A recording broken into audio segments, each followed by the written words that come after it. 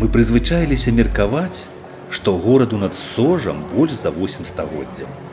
Але ж, паважанае панства, 1142 год не год нараджэння Гомеля.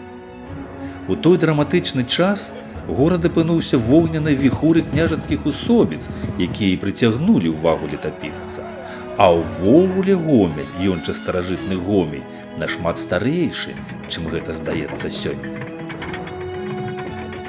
Горад нараджаўся ля ракі Сож, дзе пасялілася даўняе племя радзімічаў.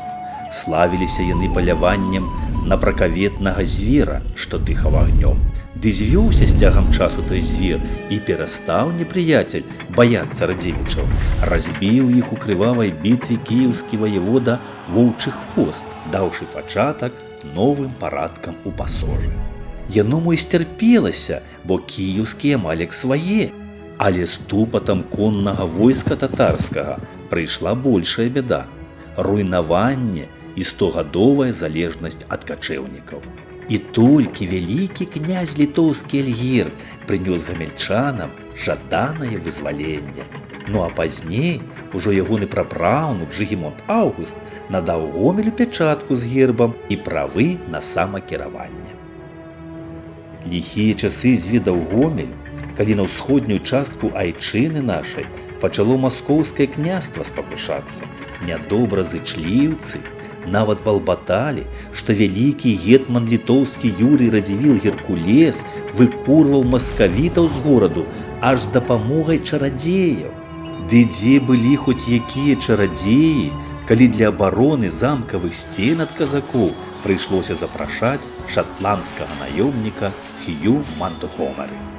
Ставала Гомелю злыбедаў і ў мірны час. У годзе 1737 мяшчанка Сямёнава сушыла грыбы і з недагляду спаліла паўгорада.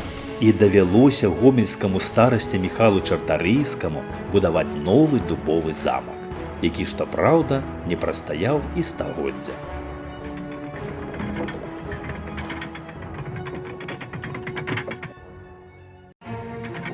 Следам за першым падзелам Рэчы Паспалітай Гомель дастаўся расійскім вяльможам Румянцавым. Замак знеслі, узвялі палац. Шмат рупіўся пра Гомель Мікалай Румянцаў.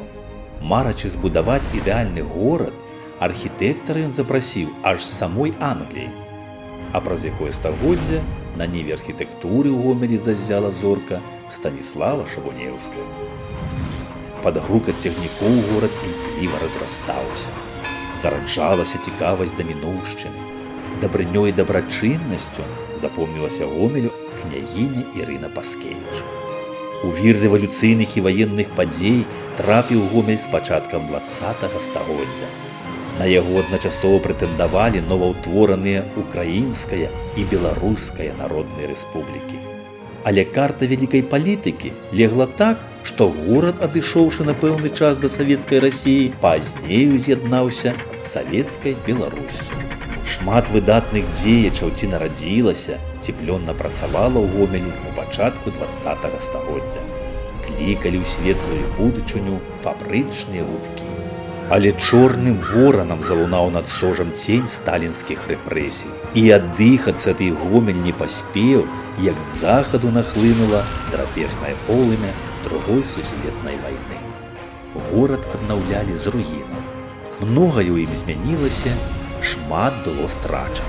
А ў часы адраджэння беларускай дзяржавы гамельчане немала шукалі вяртання да каранёў і вытокаў, бо, паважанае панства, мінуўшчыну варта памятаць і берагчы.